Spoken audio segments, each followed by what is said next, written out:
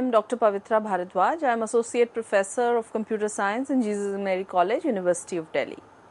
So friends, we have been discussing about deadlocks in the last few lectures, and we had talked about a very important aspect of deadlock handling, that is deadlock avoidance. And we were talking about a condition of safe state, that is, the system or the operating system will try to maintain in the system in a safe state, that is resource allocation will only be made to a process when it leads or it tends the system to be in a safe state. If there is a possibility that by allocating a resource the system may land up in an unsafe state, then the resource is not allocated to the system, the process, and the process is asked to wait for that. So for deadlock avoidance, based on this premise of safe state, we have two very popular algorithms which are studied, right, which will help in ascertaining that the deadlock does not occur, that the system does not go into an unsafe state from a safe state. So in this case, the two algorithms that we study are the resource allocation graph algorithm, and the second algorithm is the banker's algorithm. So the first algorithm is the resource allocation graph algorithm.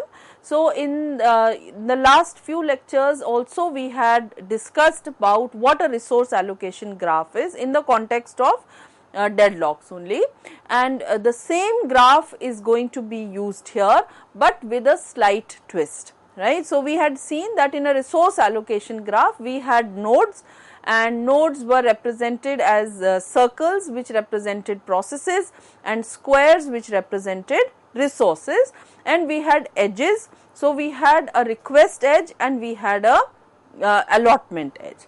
Now the graph that we are going to study will have a variant of the resource allocation graph which we had studied earlier. Now in addition to the request and the assignment edge which we had seen in the previous version of the graph, we will have a new type of edge which is called as a claim edge. Now what is a claim edge? Claim edge means that if we have an arrow, so the direction of the arrow and the style of the arrow is going to be the same as it was for assignment and request, but the only thing is that the meaning will differ. So if we have a claim edge from the process Pi to the resource Rj, it will indicate that the process Pi may request the resource Rj at some time in the future, right. So a request edge meant that the process Pi is requesting the resource Rj. So we had a line directed towards Rj from Pi. If the resource is allocated to process Pi, then we have a line directed from Rj to Pi. And if we have a dotted line, basically the claim edge will be the same as a request edge, but it will be represented by a dashed line, right. So when a process requests a resource, say process Pi will request a resource Rj, the claim edge Pi to Rj is converted into a request edge, because now it is actually requesting. Similarly, when a request Rj is released, a resource Rj is released by the process Pi, the assignment edge is converted to a claim edge. Why? Because it has already used it and it may in future require it. So it is, the assignment edge is converted into a claim edge. So if you look at this diagram, it is very clear that we have a dotted line or a dashed line from P1 to R2 and from P2 to R2. So this means that the process P1 may in future request for the resource R2. Likewise, the process P2 may also request the resource R2 in future. That is the claim edge. And we see a line, a directed line from R1 to P1, which means that R1 has been assigned to P1, and we see a request edge from P2 to R1, right. So this is basically the same resource allocation graph, but this has a claim edge added to it. So the resources must be claimed a priori in the system. So, we have already discussed this, that in case of deadlock avoidance, it is very important that the system knows before the process starts that what are the resources the system may be needing, right.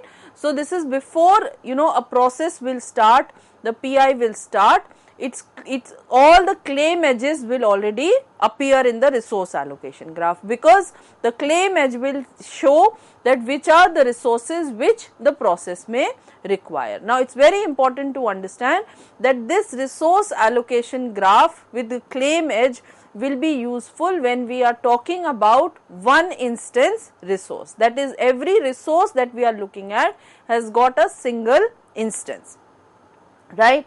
So, this condition, that is the claim edge Pi to Rj, is to be added to the graph only if all the edges associated with the process Pi are claim edges, right. Now, we have, say we have a process Pi which requests resource Rj. So, what will happen? The request can be granted only if by converting the request edge Pi from to Rj to an assignment edge, right. So, first the claim edge is converted into the request edge, and then the request edge is converted into an assignment edge. So, Rj to Pi does not result in the formation of a cycle in the resource allocation graph. So, now what we are checking? We are checking that whether the system is safe or not. So, like we had done in the resource allocation graph, here also we will check whether there is a cycle in the resource allocation graph or not. So, for this a cycle detection algorithm will be used. Now, what is a cycle detection algorithm? This algorithm will detect whether a cycle exists in this graph or not, and this algorithm, the cycle detection algorithm will be an order of n raised to the power 2 operations, where n is the number of processes in the system. So, we can understand that this is going to be an extra overhead, because every time there is a change in this resource allocation, the algorithm has to run, and if there are n processes, so the complexity of the algorithm will be order of n square, right. So, this is very important to understand. Now, if no cycle exists, then the allocation of the resource will leave the system in a safe state. But when the cycle is found by the resource by the cycle detection algorithm, if a cycle is detected, then the allocation will put the system in an unsafe state. So, in that case what will happen? Process Pi will not be given the resource, it will have to wait for its request to be satisfied. So, basically the idea again remains the same, that is a request will only be satisfied when this is not going to lead into a cycle in the resource allocation graph. If the cycle is resultant, then the allocation will not be made, right. So, if we look at these two graphs, we can see, now in the first case we see that we have a simple resource allocation graph that we had seen, but in the second state, because of the allocation which has been done, there is a cycle which is resulting, because P1 would also require in future to use R2, and R2 has been allocated to P2, and P2 has requested R1, whereas R1 has been allocated to P1. So, simply this situation has resulted into a cycle, and a cycle in the resource allocation graph means that the system is going in an unsafe state. So, therefore, this request of process P2 will not be granted, it will be kept on a waiting till the time process P1 relinquishes its control, right. So, now if P2 requests for R2, so although R2 is free, right, but we cannot allocate it to P2. Why? Because this will create a cycle in the graph, right. So, a cycle will indicate that the system is unsafe. So, if P1 requests R2 and P2 requests R1, then a deadlock will occur. So, whenever there is a cycle, it means that there is a possibility of deadlocks to occur. So, therefore, this will not be allowed. Now, next algorithm is the banker's algorithm. So, we had seen that the resource allocation graph algorithm was used for single instances of each resource type. But if we have multiple instances of each resource type, like for example we have 10 disk drives or 5 printers, so in that case what will happen? In that case the resource allocation graph algorithm will not suffice. We will need another algorithm which is known as the Banker's algorithm. So Banker's algorithm will be, it is less efficient than the resource graph algorithm, and it is generally used when we have multiple instances of the resource. Now the name Banker's algorithm has been given because the same algorithm can be used by a banker to ensure that he has enough cash so that all the requests for cash can be handled. Therefore this algorithm is known as the Banker's algorithm. So in this case, whenever a new process enters the system, then it has to again declare the maximum number of instances of each resource type that it may need. That is, what is the maximum that it will require for each resource type, right. Now the number of course will not exceed the total number of resources in the system. Now whenever a user will request a set of resources, the system must determine whether the allocation of the resources will leave the system in a safe state or not. If it will, that is if the system will remain in a safe state, then the resources are allocated, otherwise the process will have to wait till the release of enough resources, right. Now for the Banker's algorithm, because now we are looking at two dimensions, that is the type of resource and the number of resource of each type. So therefore several data structures have to be maintained to implement the Banker's algorithm. These data structures will encode the state of the resource allocation system. So earlier we had used a graph to have the resource allocation system. Now we are using different data structures, right, and different data structures what are needed will be used where we'll use two variables. One will be n is going to be for the number of processes and m is going to be for the number of resource types. So the total length is going to be m. Now in types we will have number of instances. So the first data structure which is used is a vector of length m, which indicates available, that is what is the number of available resources of each type, right. So if we say that available j is equal to k, this means that k instances of the type resource rj are available, right. Then the next is max. So max is actually a n by m matrix. N by m matrix means which has got the maximum demand of each process. So if we say that max of I and j equals to k, which we mean that the process pi may request at the most k instances of the resource type rj. So it is basically the maximum resources which a process can take, right. Then we have allocation. Allocation is again an n by m matrix, because again we are using that which process is having how many number of resources of the resource type allocated to it. So if we say that allocation of I j is equal to k, we mean that process pi has got k instances of resource rj allocated to itself. And then finally we have another data structure called need. Need is how many how many resource instances does a process require. So this is also an n by m matrix, because we are indicating the remaining resource need of each process.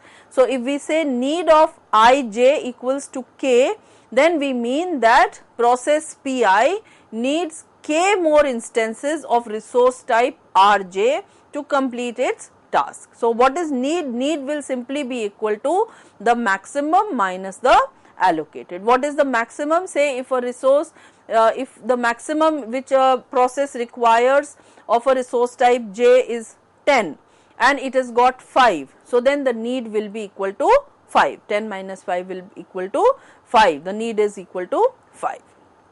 So we can devise a safety algorithm using these data structures, Okay, so we can have this algorithm. This is given in the references, and you can go and have a look at the algorithm, that how the algorithm, the safety algorithm has been designed using the data structures that we have just discussed. Right.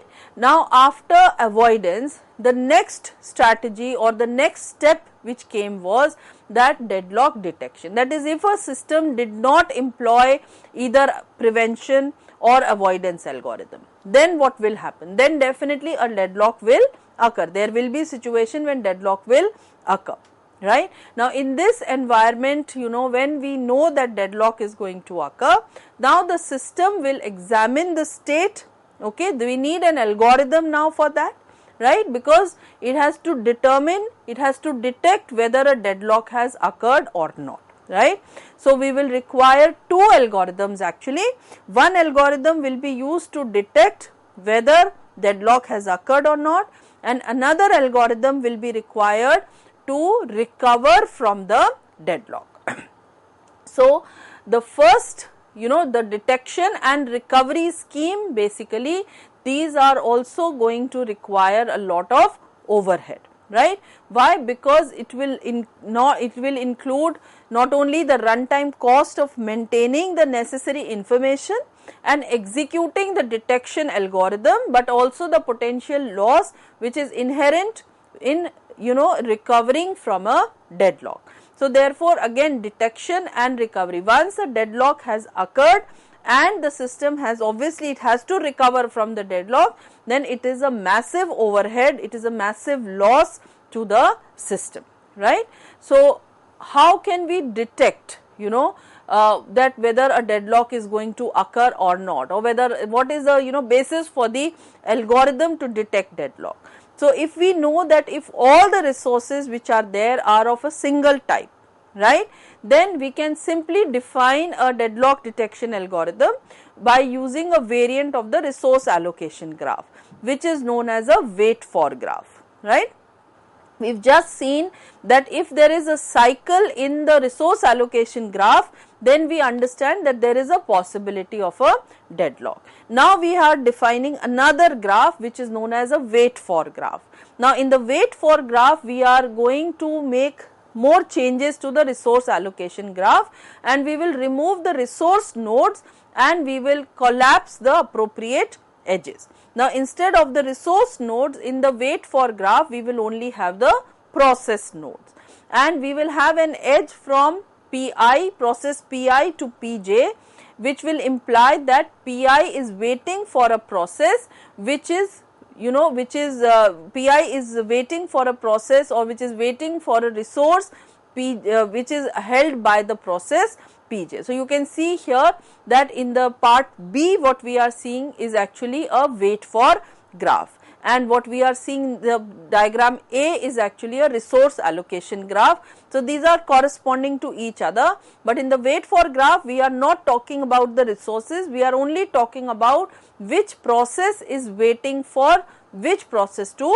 complete, simple as that, right. So, therefore, in this case, in the wait for graph, when we are talking about, if we look at an edge, if there is an edge from Pi to Pj, it simply means that Pi is waiting for some resource which is held by the process Pj, right.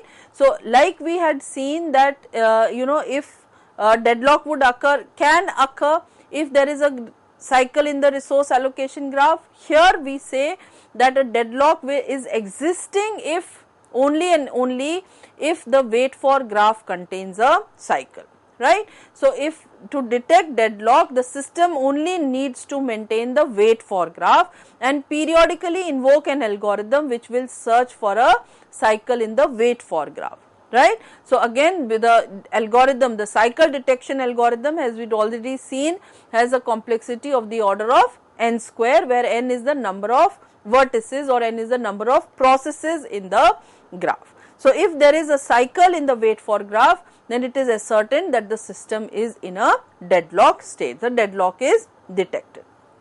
If we have several instances of the resource type, then the wait for graph will not be useful. Now we will need another type of algorithm which will which is similar to the algorithm which is used in the banker's algorithm, which will have a two-dimensional structure, right. Now if the deadlock has occurred, it has been detected, what is the final step? The final step will be to recover from the deadlock. So when a deadlock has been detected in the algorithm, what is there? Now the one possibility is that the system operator is to be informed and the operator will deal with the deadlock manually. But if we want the system to deal with the deadlock, that is the deadlock recovery has to take place automatically, then we have two options for breaking the deadlock. The first option is simply to abort one or more processes to break the circular wait, right. So that is all the processes which are in a deadlock condition, we need to abort them. The other is to preempt some resources from one or more of the deadlocked processes.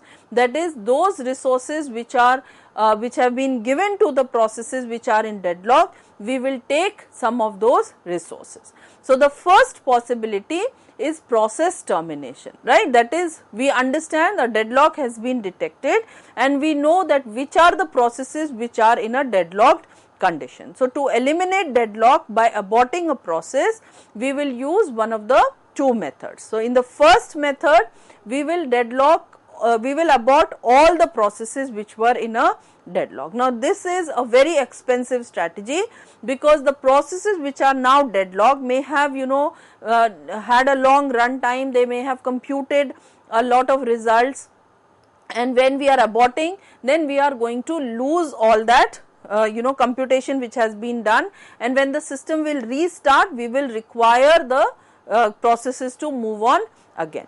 So the second strategy is that you abort the process one at a time, and each time the process is aborted, you will run the deadlock detection algorithm, right, and if the deadlock is still occurring, then you will detect delete or abort more processes. So every time you abort a process, you run the detection algorithm, right, and you will again move on to the next step. So again, this is also considerable overhead because we have already seen that deadlock detection algorithms are quite heavy algorithms, they are quite complex algorithm, complexity is order of n square, right. So therefore every time you are invoking it and you are deleting the process one by one, so therefore that is also not a very feasible strategy.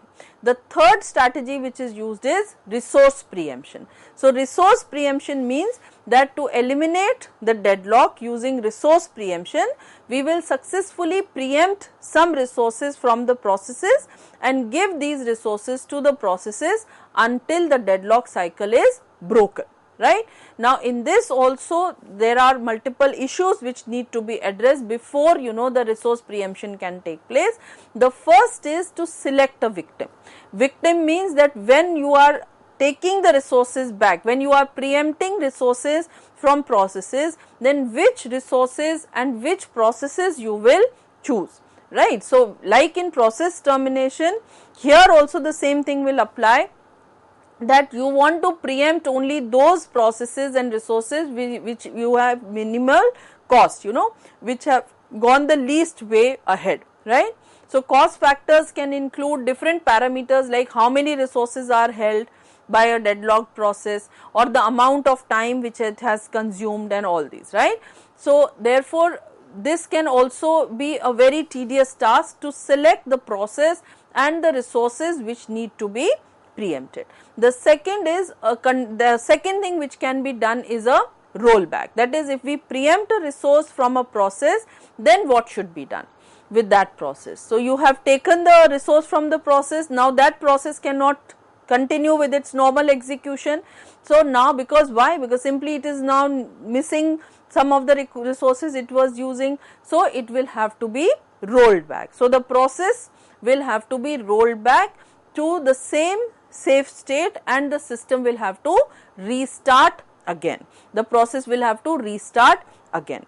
this can also lead, now in general it is very difficult to determine what a safe state is. So, the simplest solution is a total rollback. Total rollback means that we abort all the processes and then we restart it, right. So, although it is very effective to roll back the process only as far as necessary to break the deadlock, this method will also require the system to keep more information about the state of all the running processes. Then one more issue which is seen is starvation. That is, how do we ensure that starvation will not occur, that is all the time we are not preempting resources from the same process, so that the same process is not getting rolled back over and over again. So, in this case the system will choose the victim on the cost factor, right. So, it may happen that the same process is always picked up as a victim. So, that also needs to be shown that if once the process has been preempted, if once the process has been rolled back, so then the process will not be selected again. A process can become a victim only for a finite number of times, right. So, the most common solution is to include the number of rollbacks in the cost factor. What is the maximum number of rollbacks after which the system will not select that particular process as the victim. So, friends, this was about deadlock avoidance. We have discussed what happens when deadlocks actually occur, how the deadlocks are detected, what are the different algorithms, and finally how a system goes back to the normal safe state after the occurrence of a deadlock. So, we shall be continuing with the discussion on another interesting topic. Till then, please keep watching CEC. Thank you.